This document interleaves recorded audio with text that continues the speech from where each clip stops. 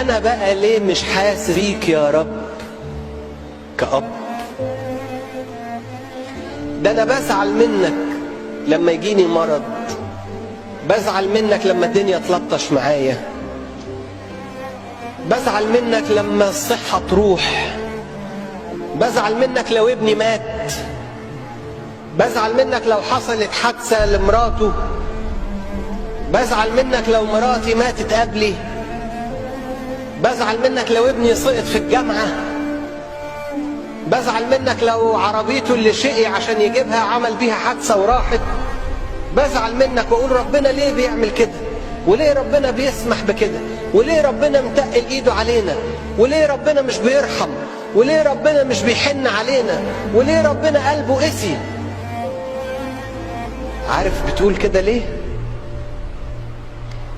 زي ما ابنك كان بيمشي في ايدك وتعدوا من قدام محل فيه مصاصات عماله تلمع وتبرق ويعيط ويقول لك هات لي مصاصه، وانت تقول له لا. ليه؟ خايف على اسنانه لا تبوظ، خايف من الالوان اللي فيها لا تجيب له سرطان، خايف تجيب له شيبسي وتجيب له شوكولاته وتجيب له مصاصه وتجيب له بونبوني، خايف تخليه رمرم كتير من الشارع عشان اكل الشارع هيأذيه، يعيط ويقول بابا ما بيحبنيش ويضربك ويرفص فيك ويقول لك انت مش بابا. وانت ايه؟ وانت بابا غصب عنه. وحتى ان كان هو فاهم انك قاسي، انت بتسيبه في فهمه الخاطئ وتقول بكره يكبر، بكره يعقل. بس لا، مش همشي وراه، مش هديله اللي يأذيه عشان هو بيتهمني، لا يتهمني وبكره يعرف انه ظلمني، بس انا مش هأذيه باللي هو عايزه. ليه؟ لاني اب. هكذا الله. تطلبون ولا تأخذون لأنكم تطلبون رديا.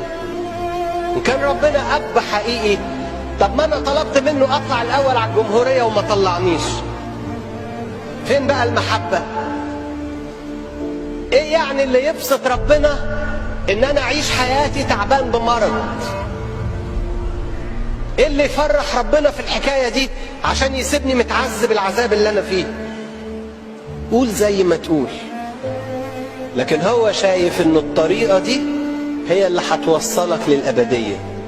اظلمه زي ما تظلمه، اشتمه زي ما تشتمه، اغلط فيه زي ما تغلط، اديله ظهرك زي ما تدي، اعمل اللي تعمله، هيفضل هو برضو أمين لا يقدر أن ينكر نفسه.